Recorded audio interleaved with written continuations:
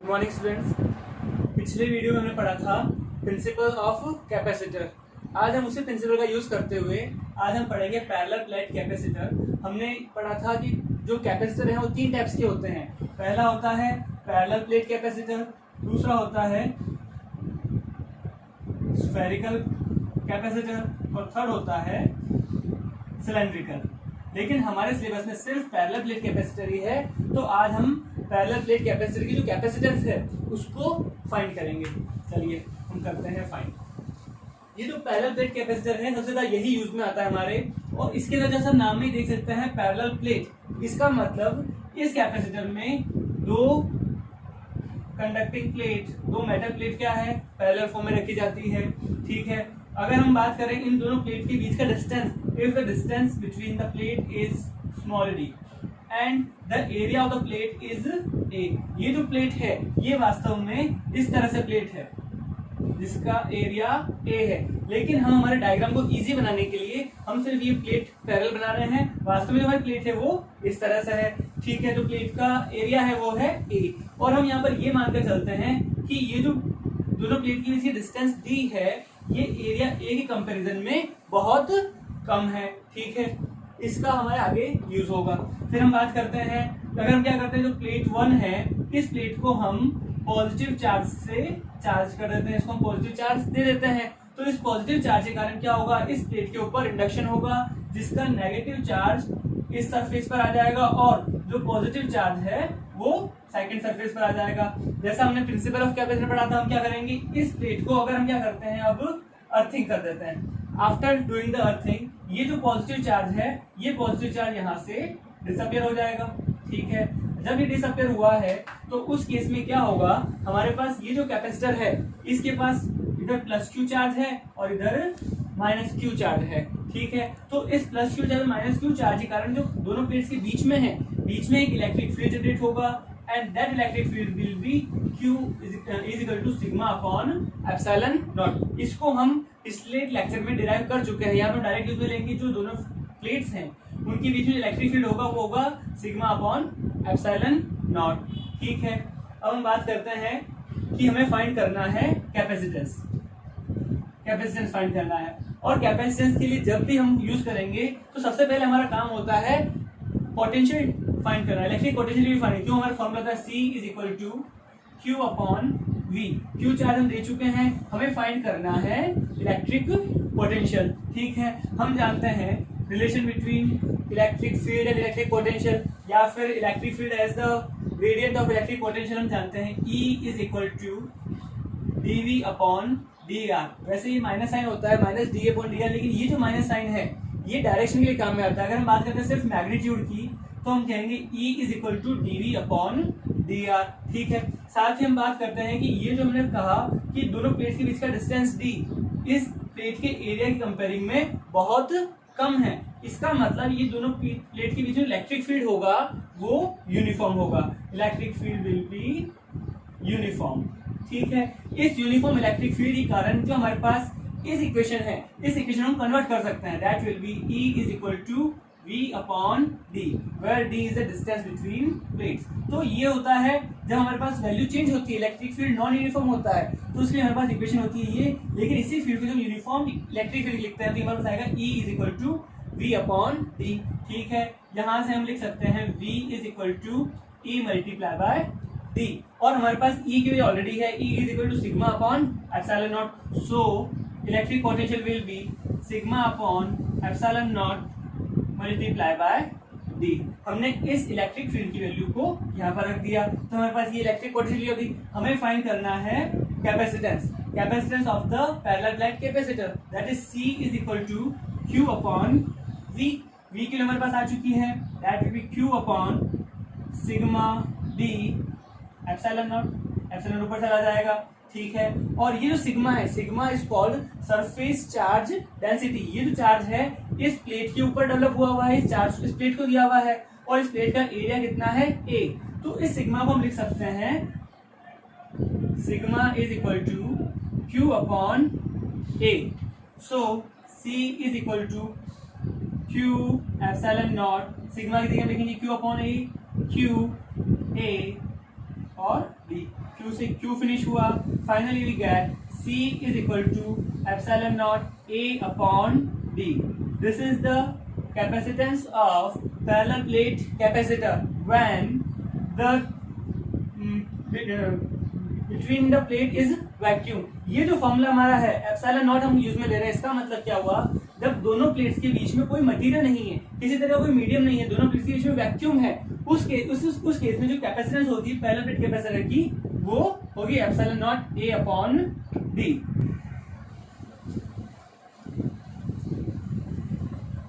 अब हम इसी टॉपिक का केस सेकंड पढ़ते हैं। जब हमारा जो पैरेलल प्लेट कैपेसिटर है it is filled with dielectric medium। जो हमारा कैपेसिटर है, पहले हमने जो फॉर्मूला निकाला था वो था जब दोनों प्लेट्स के बीच में क्या हो, वैक्यूम हो। लेकिन इन दोनों प्लेट्स के बीच में अगर हम क्या करते हैं, अगर हम एक स्लैब रख देते हैं, डाइलेक्ट्रिक स्लैब, और वो जो डाइलेक्ट्रिक स्लैब है कंप्लीटली फिल्ड है, जो बीच का स्पेस है वो कंप्लीटली फिल्ड कर देते हैं, और ये जो डाइलेक्ट्रिक स्लैब है इसका डाइलेक्ट्रिक कांस्टेंट K है। ठीक है, तो इस केस में हम बात करें कैपेसिटेंस फाइंड करना है। फर्स्ट ऑफ ऑल अगेन हम फाइंड करेंगे इलेक्ट्रिक पोटेंशियल, तो उसके लिए हमारे पास फॉर्मूला आएगा V is equal to E D।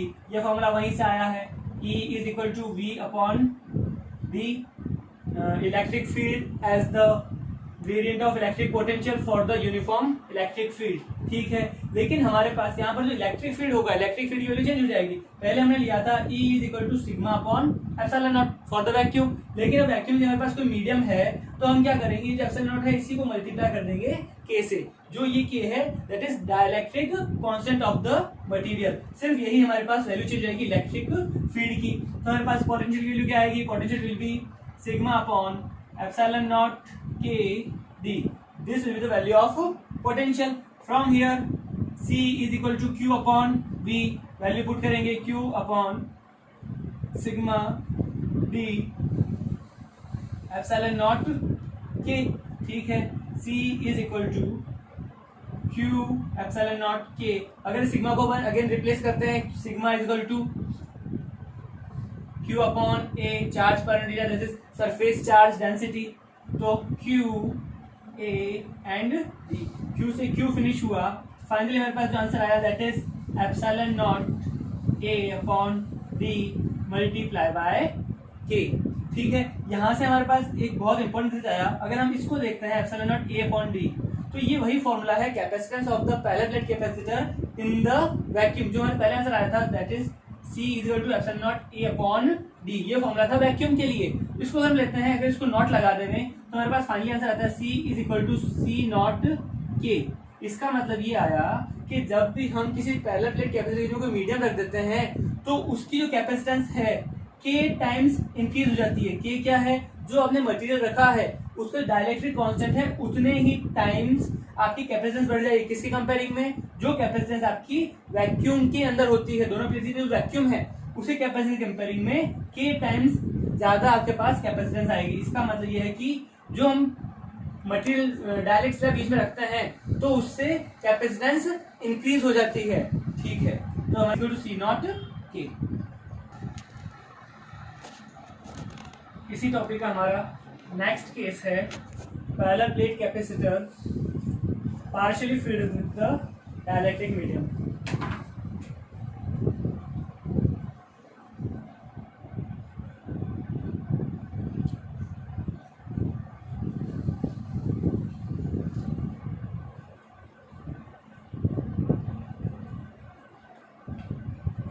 पहले जो मैं पढ़ा था उसमें था completely filled with the dielectric medium. हमारे पास ये पैरेलल प्लेट कैपेसिटर है।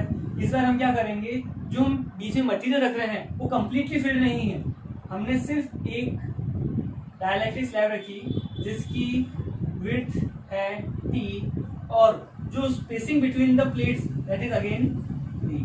जो दोनों प्लेट्स है उसके बीच का डिस्टेंस है D और T विड्थ की एक हमने स्लैब रखी है डाइलेक्ट्रिक जिसका डाइलेक्ट्रिक कांस्टेंट K है। ये हमारे पास पॉजिटिव वाली प्लेट है और ये नेगेटिव है, सॉरी ये नेगेटिव इधर नहीं, इस फेस पे आएगा।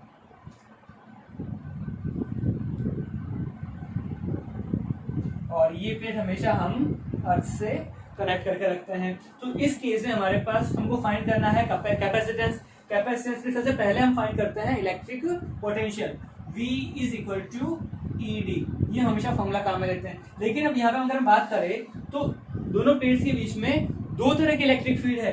एक इलेक्ट्रिक फील्ड यहाँ पे होगा वैक्यूम के कारण, यहाँ पे वैक्यूम है, और एक इलेक्ट्रिक फील्ड जो हमारा मीडियम है यहाँ पर इलेक्ट्रिक फील्ड अलग होगा।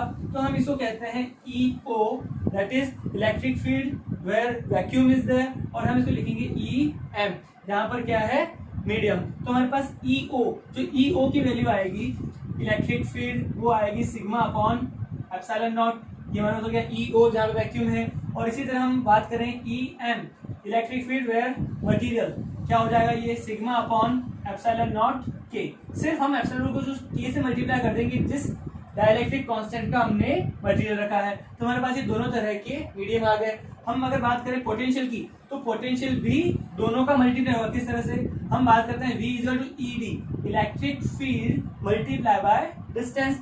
इलेक्ट्रिक फील्ड दो तरह के हैं, हम बात करेंगे EO कहाँ पे है, EO जो हमारे पास इलेक्ट्रिक फील्ड है ये पूरी जगह को छोड़ के सिर्फ इस जगह पे नहीं है जहाँ पे हमारा मीडियम है, यहाँ पर नहीं है। इसका मतलब इस D में से अगर मैं इस T को हटा देता हूँ तो मेरे पास उस जगह पे क्या है वैक्यूम है। इसका मतलब मेरे पास जो आएगा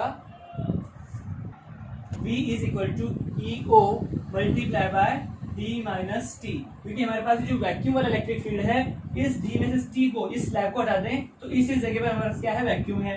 प्लस हमारे पास नेक्स्ट आएगा EM, जो हमारे पास इलेक्ट्रिक फील्ड मीडियम वाला है वो कहाँ पे है, सिर्फ T डेप्थ पे है, तो मल्टीप्लाई बाय T। ठीक है, तो हमारे पास ये किसकी वैल्यू आ गई, ये वाला वैल्यू आ गई पोटेंशियल की। इसमें हम EO और EM दोनों की वैल्यू से रखते हैं।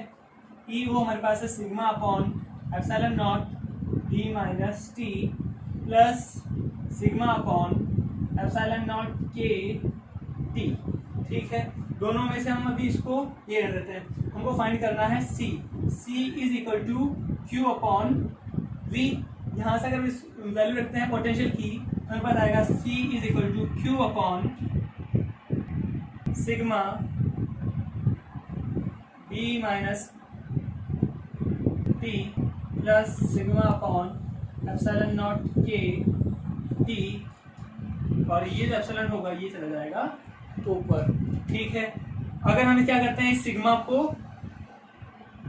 कॉमन ले लेते हैं, सिग्मा अपॉन एप्सिलॉन नॉट है, ये भी यहाँ से हटा के इसको यहाँ ले। ठीक है, हम क्या करते हैं कॉमन लेंगे, C is equal to Q upon sigma upon epsilon दोनों में कॉमन आएगा, सिग्मा अपॉन एप्सिलॉन नॉट, अंदर हमारे पास बचेगा B minus T plus T upon K। ठीक है, और इस एप्सिलॉन को ऊपर ले जाएंगे और साथ ही हम एक काम और करेंगे, जो सिग्मा की वैल्यू है Q अपॉन A उसको इक्वल कर देते हैं। Q एप्सिलॉन नॉट सिग्मा के हमारे पास आएगा Q अपॉन A, नीचे हमारे पास बचेगा B minus T plus T upon K। Q से Q फिनिश हो जाएगा, हमारे पास फाइनली जो हमारे पास आंसर आएगा that is epsilon not A upon B minus T plus T upon K। ये हमारे पास वैल्यू आई है कैपेसिटेंस। जब हमारे पास क्या होगा, जो मटेरियल अपने फिल किया है कैपेसिटर के बीच में वो पार्शियली फिल्ड है, कंप्लीटली फिल्ड नहीं, बीच वैक्यूम भी है, कहीं पे मटेरियल भी है, तो हमारे पास ये वैल्यू आती है इसकी। ठीक है, ये जो हमारा फॉर्मूला आया है ये पार्शियली फिल्ड के लिए आया है। अगर हम इसी को वापस कन्वर्ट करें कि अगर हम बात करते हैं कि ये जो स्लैब है ये स्लैब कंप्लीटली फिल्ड है, अगर हम इसी फॉर्मूले से हमारा पहले वाला आंसर लाना चाहते हैं कि जब हमने क्या किया था, ये जो मटेरियल रखा था ये कंप्लीटली फिल्ड किया था, उस केस में क्या होगा कि ये जो हमारे पास T डेप्थ है, T विड्थ है, ये अगर बढ़ते बढ़ते बढ़ते बराबर कितनी हो जाए D के, इसका अगर वापस हम कंप्लीटली फिल्ड अगर कर दें तो उस केस में हमारे पास आएगा T is equal to D। T को हम बढ़ाते बढ़ाते D के इक्वल कर दें तो हमारे पास आंसर क्या आता है, उसको हम वेरीफाई करते हैं। ठीक है, तो हमारे पास आएगा ये जो इक्वेशन है, इसी इक्वेशन में हम D T equal to D रखते हैं, इसका मतलब हम वापस पार्शियली फिर से कंप्लीटली फिर ही कंडीशन लगा के पहले वाले आंसर को वेरीफाई करते हैं। तो हमारे पास जो सी आएगा that will be epsilon not A upon T equal to D रखना है, इसका मतलब जहाँ पे टी है वहां पे डी आ जाएगा, तो D minus D plus D upon की, ये तो कट गए, ये के ऊपर चला जाएगा, फाइनल आंसर आया C is equal to epsilon not A K upon D. तो हमारे पास ये जो वापस again epsilon not A upon D that is the capacitance of the vacuum, तो हमारे पास C is equal to C naught K. तो जो हमने पहले आंसर निकाला था हमने उसको वापस इस फॉर्मूले से वेरीफाई कर लिया, इसका मतलब जो हमारा ये आंसर है ये एकदम सही है।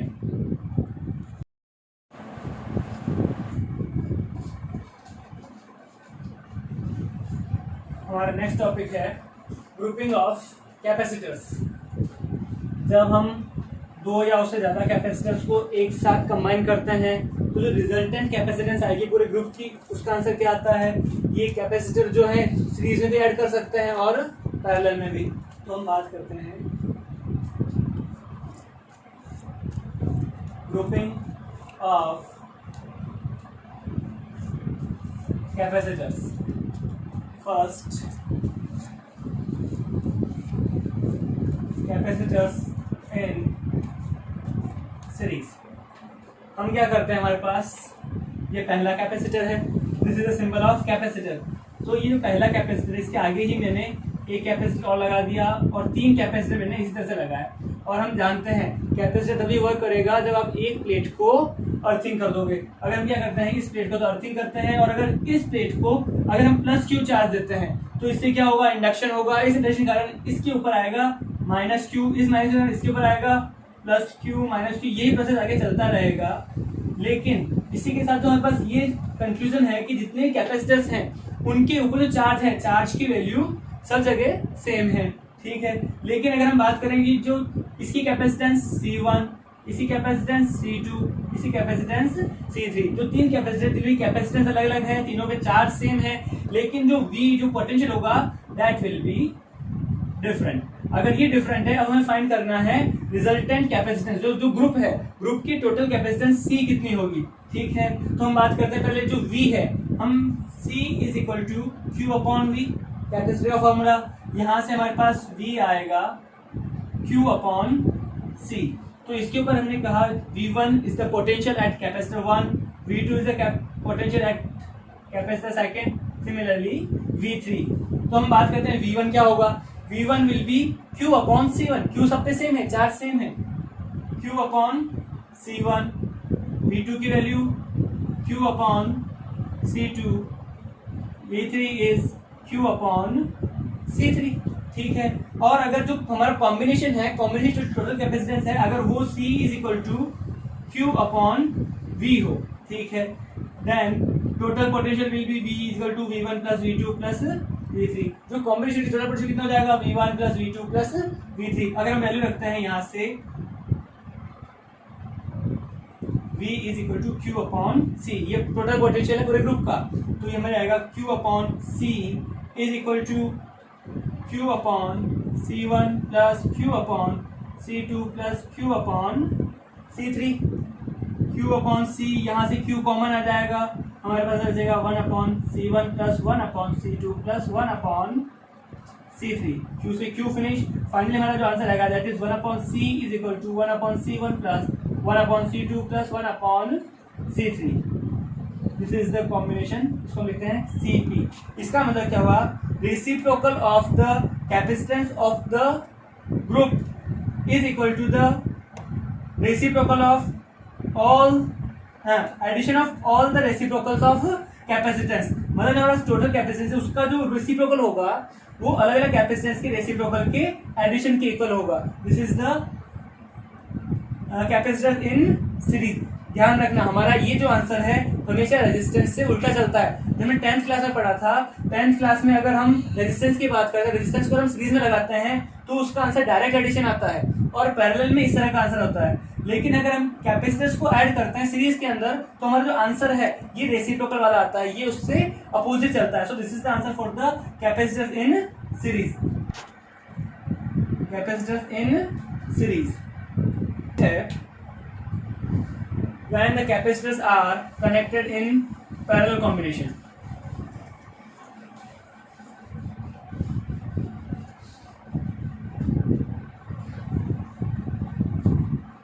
When capacitors are in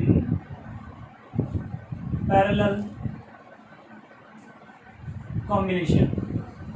again हमारे पास क्या है, 3 कैपेसिटर है. ये हमारा पहला capacitor, this is second and this is third.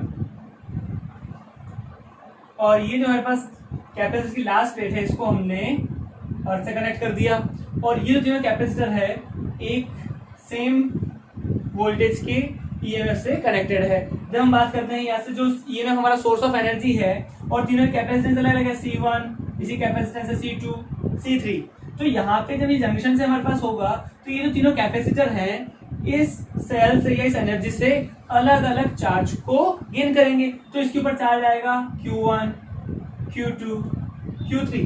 लेकिन जो तीनों कैपेसिटर है तीनों के ऊपर सेम एनर्जी का सोर्स लगा हुआ है. It means in this case V will be same. जो पोटेंशियल है वो सेम रहेगा, लेकिन तीनों की जो चार्ज है, charge Q will be different. जब भी हम इस तरह के फॉर्मूले को प्रूव करते हैं तो हमेशा ध्यान रखिए जो क्वांटिटी डिफरेंट है उसको निकाल कर ऐड कर दीजिए. इसके ऊपर Q1 है, इसके ऊपर Q2 है, इसके ऊपर Q3 है. तो इन तीनों की वैल्यू को अलग निकाल कर अगर हम ऐड कर देंगे तो हमारा आंसर आ जाएगा. So C is equal to Q upon V formula. यहाँ से हम Q को निकालते हैं, Q हो जाएगा CV. इसी के फॉर्मूले से हम अगर Q1, Q2 और Q3 वैल्यू निकालते हैं हमारे पास आएगा Q1 is equal to C1V. Capacitance की वैल्यू अलग है लेकिन तीनों पोटेंशियल सेम है. Q2 कितना आएगा, Q2 will be C2V. Q3 हमारे पास आएगा C3V and Q is the total charge, then Q is equal to CV. ठीक है, हम कहेंगे Q is equal to Q1 plus Q2 plus Q3. CV is equal to C1V plus C2V plus C3V. तीनों की अलग अलग values रखते हैं तो सब में से क्या हो जाएगा, V कॉमन आ जाएगा, C1 plus C2 plus C3V. इस V से V फिनिश. फाइनल आंसर आएगा that is CP is equal to C1 plus C2 plus C3. इसका मतलब जब हम 3 कैपेसिटर्स को पैरेलल में कंबाइन करते हैं तो हमारे पास जो आंसर आएगा तीनों कैपेसिटर्स के कैपेसिटेंस के नॉर्मल जो एडिशन है उस एडिशन के इक्वल आएगा. This is the series combination, parallel combination of the capacitor.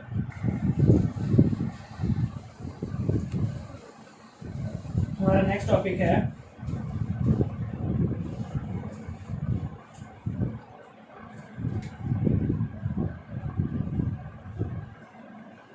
energy stored in a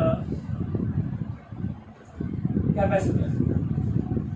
जब हम किसी कैपेसिटर को चार्ज करते हैं तो उसमें इलेक्ट्रिकल एनर्जी स्टोर हो जाती है. तो डेफिनेशन क्या होगी, the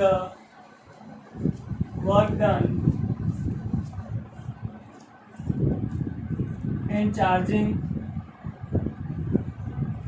a capacitor is stored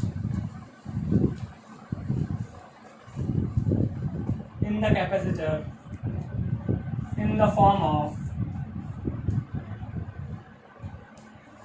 electrical energy. जब हम क्या करते हैं किसी भी कैपेसिटर को Q चार्ज तक चार्ज करते हैं तो उसके कारण क्या होगा, उसमें एक एनर्जी स्टोर होती है इलेक्ट्रिकल एनर्जी, जिसको हम क्या करेंगे, कैलकुलेट करेंगे. ठीक है, हम बात कर रहे हैं वर्क डन. वर्क डन का फॉर्मूला क्या हो जाएगा, DW is equal to VDQ. कहाँ से है formula, V is equal to W upon Q. Potential का फॉर्मूला, इसको डिफरेंशियल फॉर्म में लिखते हैं तो DW is equal to VDQ. ठीक है, DW is equal to V को हम लिखेंगे Q upon C. C is equal to Q upon ये हमारा फॉर्मूला होता है. यहाँ से आएगा V is equal to Q upon C. ठीक है, Q अपॉन C DQ. हमें चाहिए total work. Total work will be W will be integration of DW. ठीक है, और ये जो इंटीग्रेशन होगा कहाँ से होगा, जब हम कैपेसिटर को चार्ज करेंगे Q तक तो चार्ज की वैल्यू 0 से लेकर Q तक हम टोटल चार्ज 0 से Q तक जो देंगे उसमें जो वर्क डन होगा that will B total work and this work will be in the form of electrical energy. ठीक है, जीरो से लेकर क्यू तक हम रखते हैं Q upon C D Q, ठीक है।